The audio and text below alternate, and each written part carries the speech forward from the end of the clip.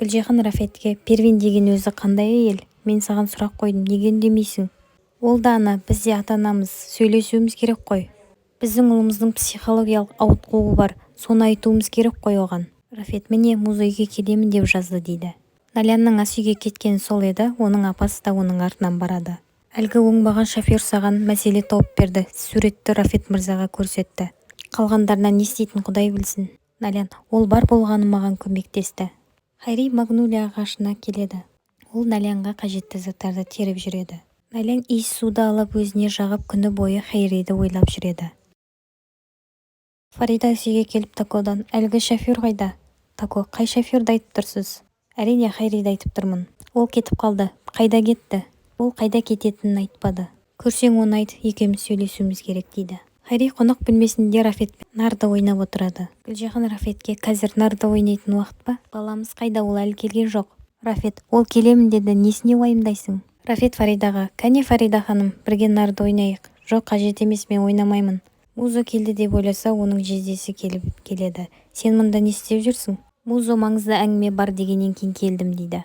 Хайри шай дайындап жатқан кезде Налян артынан келіп: сізге алғыс айту үшін келдім. Хайри: не үшін? Бүгін мені барлығының алдында ақтап, барлығына нүкте қойдыңыз, сол үшін рахмет. Саққұлақ Фарида сырттан барлығын естіп тұрады. Хайри: мен сізге бір сыйлық бергім келеді. Бұл не? Үміт.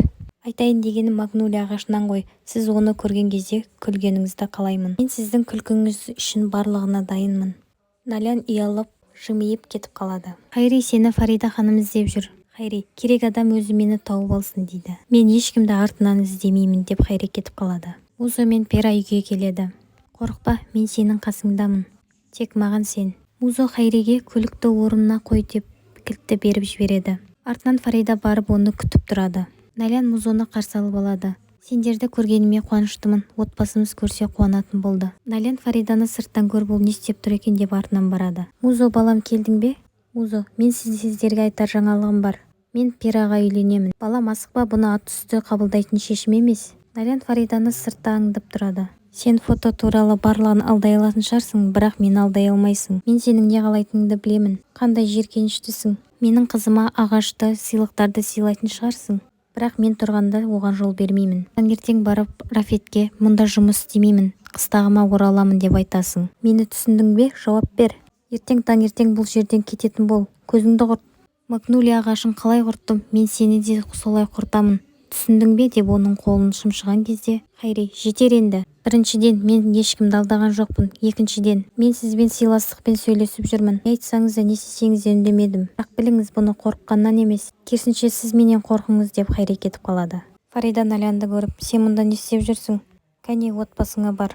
Онда маңызды әңгіме болып жатыр. Фарида келіп: жастар үйленсе үйленсін, олардың бақытты болуына кедергі болмайық дейді.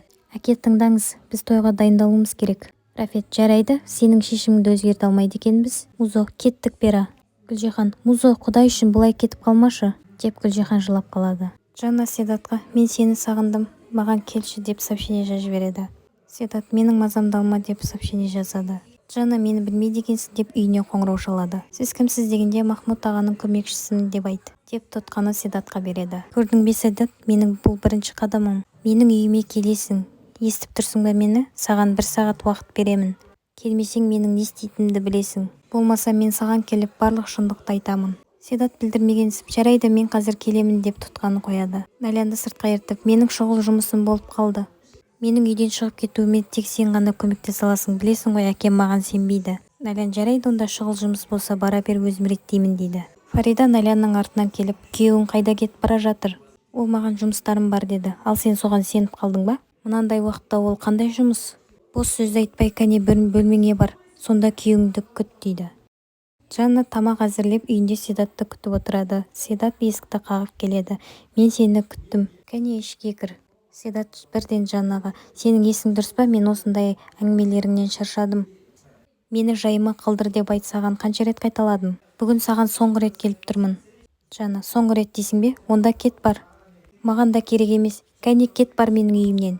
Жанна: бұндай ессіздікті қой. Мен саған көзіңнің алдында не өтіп жатқанын айтып жатырмын. Ал енді бұл жерден кетсең болады. Седат: бос сөзді қойып, маған не болғанын айт. Жанна: менімен дұрыстап сөйлес. Налян мені тыңдамай бара жатыр. Ал Седат тіпті оның қайда жүргенін де білмейміз. Хайриді өз орнына қоюдың амалын табуым керек. Ол маған сен менен қорық деп мені қорқытып тұр. Мен сонда оларға кедергі жасамау керек екенмін. Оның жағажайда демалып фотоға түсіргеніме кінәлімін бе? Седат, осының барлығы сенің кесіріңнен болды.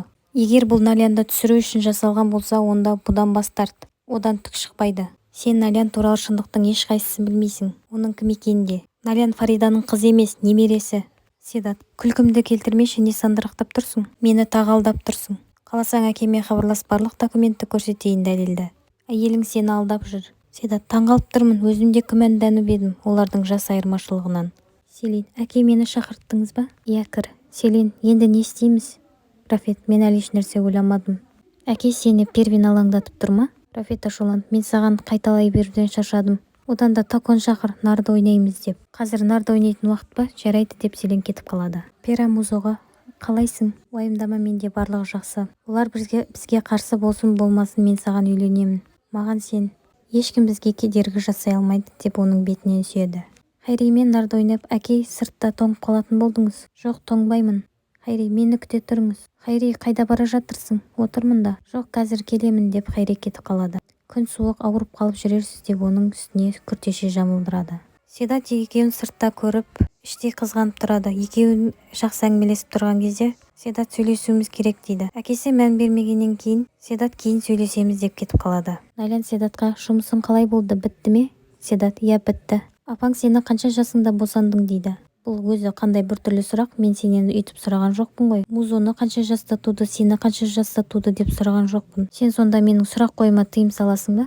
Седат, саған не болды? Хайридің Джаннаға сурет жайында барғанын білген шығарсың. Мен білген жоқпын. Мен саған сенбеймін. Налян, тоқтай тұр. Бұл саған не үшін қызық болып қалды?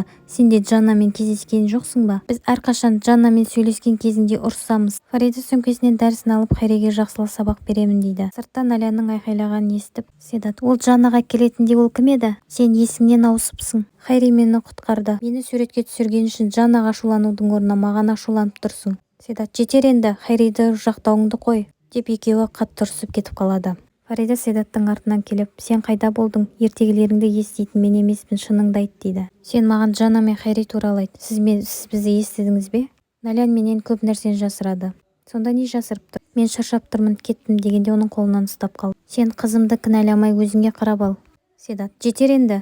Ал сіз өзіңіздің құпияңызды айтпайсыз ба? Джанна маған барлығын айтты. Сіз оның анасы емес, әжесіз екенсіз. Налян ол жайлы біле ме? Екеуіңіз біздің отбасымызды қосылып алдадыңыздар дегенде Фарида Седаттың бетінен салып қалады. Фарида, егер бұл өтірікті біреу еститін болса, әсіресе Налян естісе, сендерді жайларыңа қалдырмаймын.